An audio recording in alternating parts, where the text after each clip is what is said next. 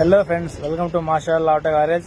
ఇప్పుడు మీరు చూస్తున్నారుగా అప్పి BS3 గ్రీవిస్ ఇంజన్ అన్బాక్సింగ్ చేస్తున్నాము. చూడండి, షీల్డ్ ఇంజన్ మనకి పార్సల్ అయితే ఇలా వస్తుంది.